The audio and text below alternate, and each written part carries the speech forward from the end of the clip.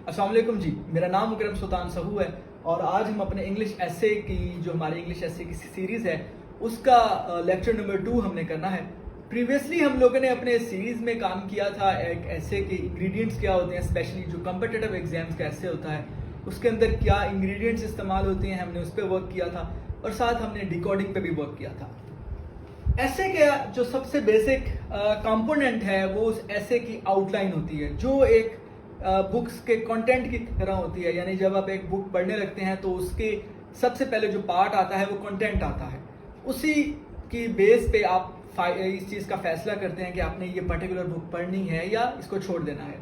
Same is the case with the English essay के examiner भी एक एसे की पहले आउटलाइन देखता है और वहीं से फैसला कर लेता है कि आया उसने इस एसे को जो 40 का थ्रेशोल्ड लेवल है वो क्रॉस करवाना है या इसको 30s और 20s में जो है फ्लंक करवा देना है। एसे के कुछ बेसिक पार्ट्स होते हैं वो हमने देखे। आउटलाइन के कुछ कंपोनेंट्स होते हैं जिनका लिखना लाजमी होता है। नंबर 1 आपके पास एक आउटलाइन के अंदर थीसिस स्टेटमेंट होती है।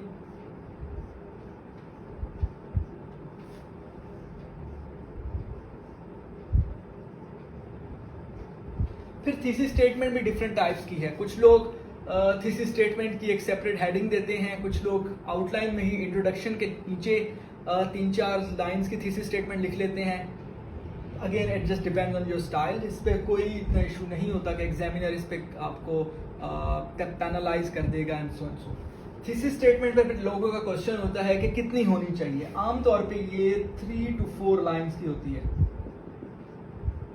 थीसिस स्टेटमेंट में आप बताते हैं और स्पेशली जो आपके इशू बेस्ड एसेज हैं उसमें बताते हैं एग्जामिनर को कि आप राइट स्टांस लेंगे या लेफ्ट स्टांस लेंगे। Are you going to agree with this thing or you not or you are going to disagree with this particular thing. ठीक है, यानी कि आपका जो एक बेसिक आइडिया है, क्रक्स है ऐसे का, वो आप थीसिस स्टेटमेंट में अपना लिख देते हैं।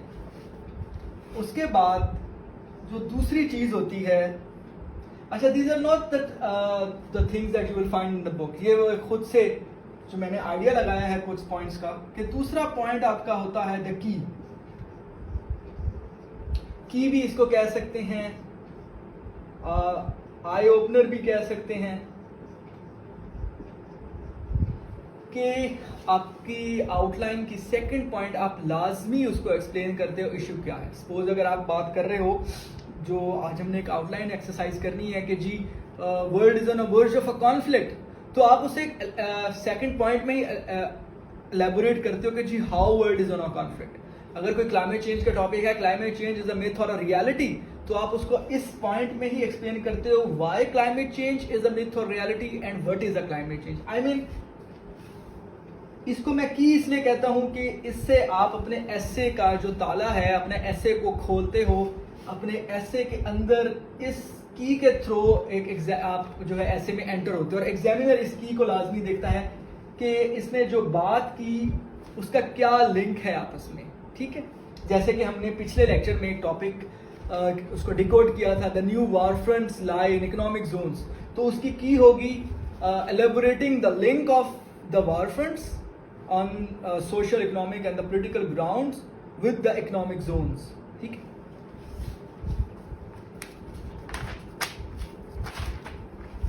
क्योंकि हमारे पास स्पेस कम है तो आई एम रिमूविंग इट।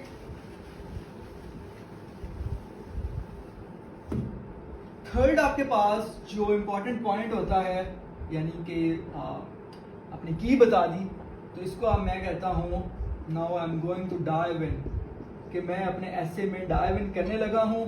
इसमें आपको अगर उस टॉपिक का हिस्टोरिकल पर्सपेक्टिव की ज़रूरत है तो एक हेडिंग देंगे, बस एक हेडिंग उसके साथ एक्सप्लेन कर सकते हैं। अगर उस हेडिंग के अंदर आप उसको पॉलिटिकल, सोशल और इकोनॉमिक डोमेन्स में लेकर जाना चाहते हैं ऐसे को, वो ले सकते हैं। यानी आपकी आप बेसिक ऐसे की जो आपकी ड्राइव है वो स्टार्ट हो जाती है, जो भी आपका टॉपिक है। फिर फोर्थ पॉइंट होता है प्री कंक्लूजन।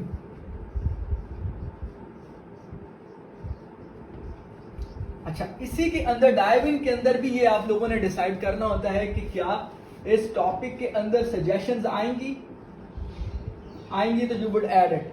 ठीक है, और फिर वो जो मैंने अपने पहले लेक्चर में बताया था कि क्या ये टॉपिक, इस पर्टिकुलर टॉपिक में आप पाकिस्तान सेंट्रिक कोई बात है वो लिखेंगे। I mean, जो भी आपकी एक टेक्निक है वो सारी इस डाइव इन में आएगी, जो भी आपके ऐसे पे एक ड्राइव होगी, जो भी आपकी ट्रेजेक्ट्री होगी वो इस ऐसे में आप अपनी उसको वाज़े तौर पे दिखा देते हैं इस पार्ट में।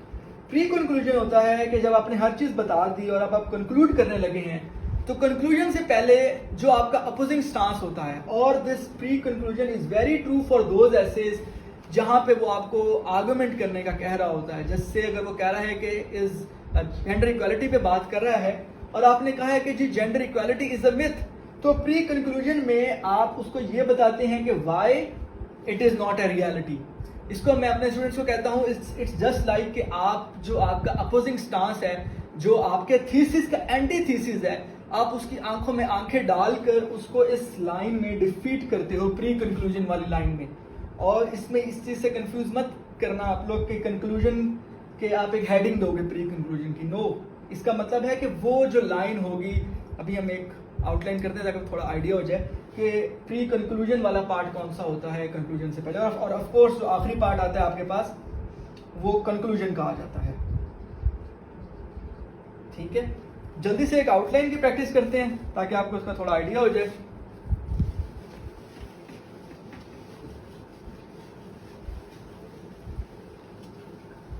क्योंकि हमारे पास स्पेस कम है, तो जब मैं लिखूंगा नंबर्स लाइक 1 2 3, तो उसका मतलब होगा I am giving a big heading, एक जो मेजर हेडिंग है वो दे रहा हूं। जब मैं लिखूंगा अल्फाबेट्स, तो अल्फाबेट्स का मतलब होगा दैट्स अ सब heading. And when I will write the Roman numbers, तो इसका मतलब होगा दैट्स उसकी सब हेडिंग की सब्सिडरी हेडिंग है ये। ठीक है,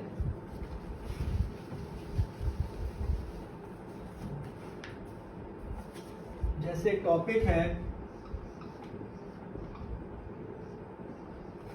world is on a verge of a conflict,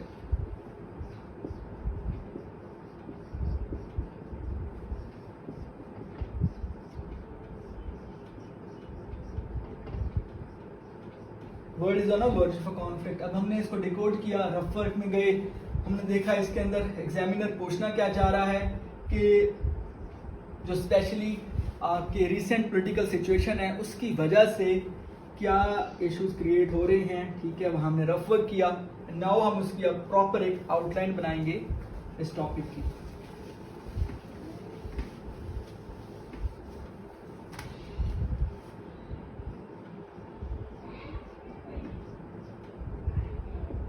okay, introduction. इस इंट्रोडक्शन के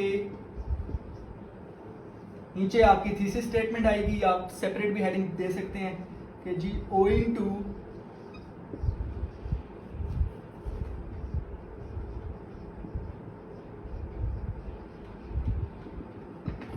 the recent political, social and the economic situations in the world is at a verge of a conflict। ठीक है, यानी आपने उसको बता दिया कि जी मेरे थीसिस स्टेटमेंट ये है और मैं अपने पूरे एसेस में इकोनॉमिक, पॉलिटिक्स और सोशल जो डोमेन्स हैं उनको एड्रेस करता हुआ कॉन्फ्लिक्ट की जानिब जाऊंगा। दूसरी आपकी होगी की, या आपका आई ओपनर,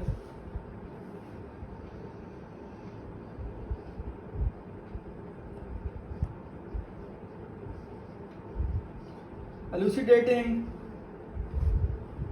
या elaborating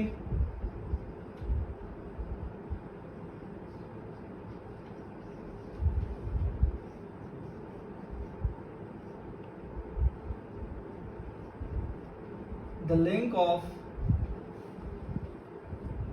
current, elucidating the link of the current political, economic and the social situation with the major conflicts in the world। ठीक है, world is on a verge of new conflicts है ना हमारा topic, तो हम इसको यहाँ से लिंक आउट करके अभी ये हमारा है, this part is called the key, ये हमारी की है, आई ओपनर है।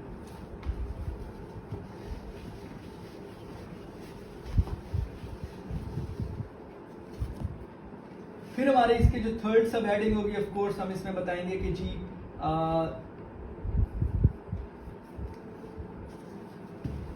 इसमें कोशिश करनी होती है आउटलाइन में हम थोड़ी सी कैची अपनी वोकेबलरी यूज करते हैं, और वो वोकेबलरी अगेन फ्लावरी नहीं होती है, वो वोकेबलरी का jargon होता है जो आप foreign affairs magazine, economist magazine या करंट अफेयर रिलेटेड मैगजीन्स में यूज करते हैं. द पॉलिटिकल फ्लैश पॉइंट्स,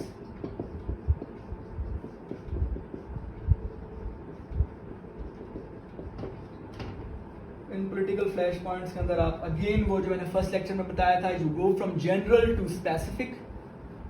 इसके सब हेडिंग्स में आप बता सकते हैं पॉलिटिकल फ्लैश पॉइंट में the volatile Korean peninsula,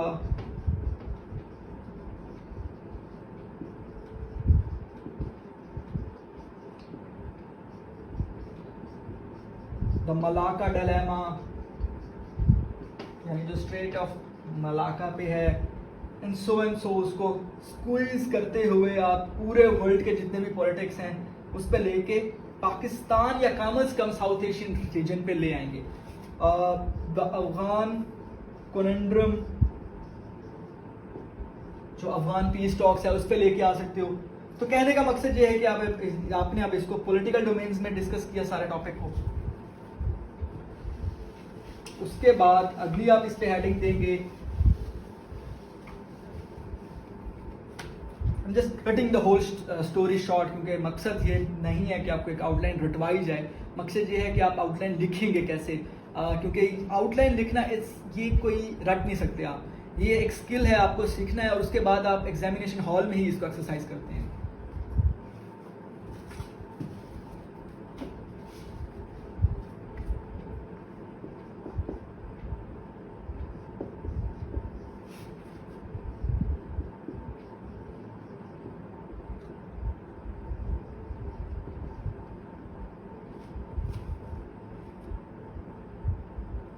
economic dilemmas, ठीक है. इसमें सबसे पहले ये यूएस चाइना ट्रेड वॉर,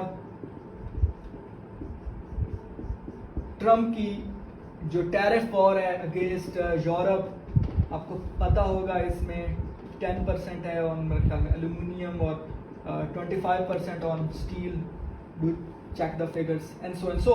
तो यानी आप इसमें अगेन एक इकोनॉमिक डोमेन में इसको लेके आएंगे.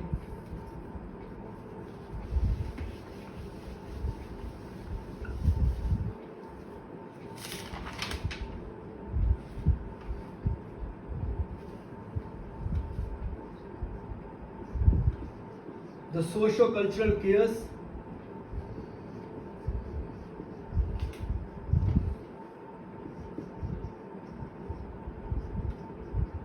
leading to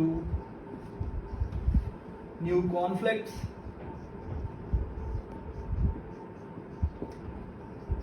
for example xenophobia turned into Islamophobia. तो अब यहाँ आप बता रहे हैं कि जी ये सोशो कल्चरल रीजंस हैं, ये किस तरीके से किस वे में नए कॉन्फ्लिक्ट्स के साथ अटैच्ड हैं, रिलेटेड हैं. अब ये तो हो गया आपका वो सारा पॉइंट डाइव इन. हमने देखा पहला पॉइंट देखा थीसिस स्टेटमेंट का, उसके बाद हमने अगला पॉइंट देखा की का, डाइव इन किया. नाउ जिस चीज़ पे मुझे था कि आप लोग कंफ्यूज ना कर जाएं और प्री कंक्लूजन की हेडिंग ही ना दें, प्री कंक्लूजन पे आते हैं. 6.6 सब heading. Now we'll see world is on a verge of a conflict.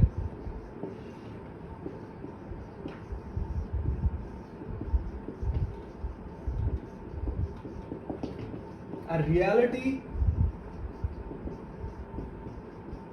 accepted by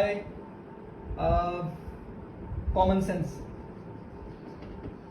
तो ये अब आपका अपोजिंग जो आपका थीसिस स्टेटमेंट है, आपका अपोजिट स्टांस था कि आपको अपोज कर रहा था जो लोग सपोज लिख रहे थे कि world is not on a conflict, तो आपने जाते जाते एग्जामिनर को बताया कि जी यू आर ब्रेव इनफ, और इस चीज को मैं कहता हूँ प्री कंक्लूजन ना, कि आपने जाते जाते बताया कि यू आर ब्रेव इनफ, और इस पॉइंट में आप अपना जो एंटी थीसिस है वो भी बताएंगे और अपने फैक्ट्स एंड फिगर्स से, अपने इंटेलेक्ट से इस एंटी थीसिस को भी आप जाते जाते निगेट करके जाते हैं.